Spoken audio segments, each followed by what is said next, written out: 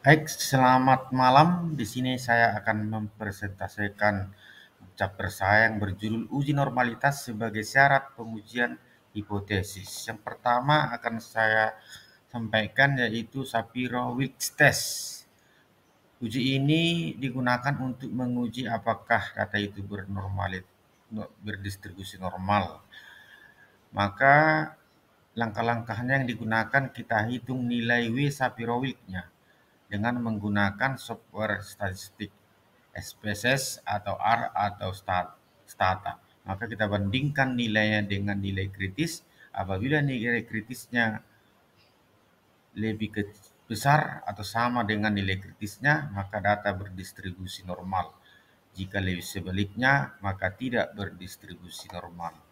Yang kedua, uji Kolmogorov-Smirnov. Uji ini juga menguji normalitas dengan ukuran kecil ataupun besar. Langkah-langkahnya kita gunakan adalah kita cari nilai di Kolmogorov-Smirnovnya, kemudian kita gunakan software statistik seperti SPSS, R atau Stata. Kita bandingkan nilai di Kolmogorov-Smirnovnya, maka apabila nanti lebih kecil atau sama dengan nilai kritis, maka datanya berdistribusi normal. Maka apabila sebaliknya, maka data tidak berdistribusi normal. Yang ketiga, uji Anderson-Darling. Uji ini juga menguji normalitas, apakah data itu berdistribusi normal. Langkah-langkahnya yang kita gunakan adalah kita cari nilai Anderson-Darling-nya menggunakan software statistik SPSS atau R atau Stata. Kita bandingkan nilai kritisnya dengan nilai tabelnya. Apabila nanti lebih kecil nilai statistik Anderson-Darling-nya dengan nilai kritisnya, maka berdistribusi normal atau sebaliknya.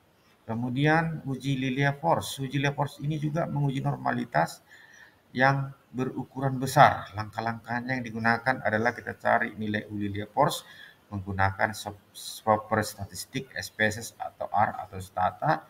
Kemudian kita bandingkan dengan nilai kritisnya.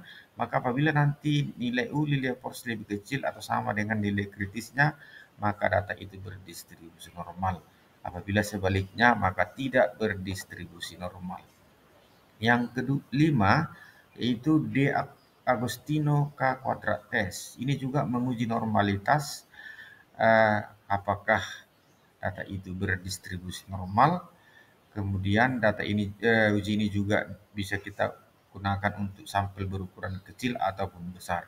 Langkah-langkahnya kita cari nilai statistik De Agostino K kuadrat, kemudian kita gunakan dengan software statistik SPS atau Stata, maka kita bandingkan dengan nilai kritis pada nilai tabelnya, maka apabila lebih kecil atau sama dengan nilai kritis, maka data berdistribusi normal. Dan sebaliknya, apabila lebih besar, maka data tidak berdistribusi normal.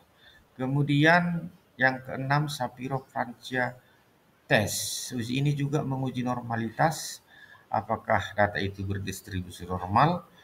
Kemudian uji ini juga dapat dihitung untuk berukuran sampel kecil ataupun besar. Langkah-langkahnya yang digunakan, kita cari nilai statistik W menggunakan SPSS atau R atau Stata. Kita bandingkan nilai statistik W-nya dengan nilai kritis. Apabila nanti nilai statistik W-nya lebih besar sama dengan nilai kritisnya, maka data berdistribusi normal. Jika nilai statistiknya lebih kecil dari nilai kritisnya, maka data tidak berdistribusi normal. Yang ketujuh, uji Squadra.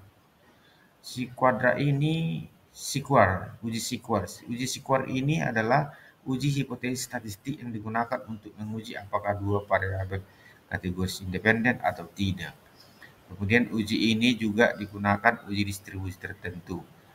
Pada uji square ini ada dua, yaitu uji square satu sampel dan uji square dua sampel. Kalau dikatakan uji square satu sampel, apakah frekuensi observasi dari suatu variabel kategori sama dengan frekuensi rata? Kalau dibilang square dua sampel adalah menguji apakah frekuensi observasi dari dua variabel kategoris independen atau tidak. Adapun langkah-langkahnya yang digunakan adalah yang pertama kita tentukan hipotesisnya, hipotesis alternatifnya, dan hipotesis nolnya. Kemudian setelah kita tentukan hipotesisnya, maka kita hitung nilai si kuadrat hitungnya. Si kuadrat hitungnya itu akan kita bandingkan dengan si kuadrat tabelnya. Apabila nanti si kuadrat si kuadrat hitung lebih besar dari si kuadrat tabelnya, maka 0 ditolak, H1 diterima. Maka hal ini bahwa dua variabel kategoris tidak independen atau frekuensi jika observasi dari suatu variabel kategori sama dengan frekuensi harapan dan berlaku untuk sebaliknya. Sekian dan terima kasih.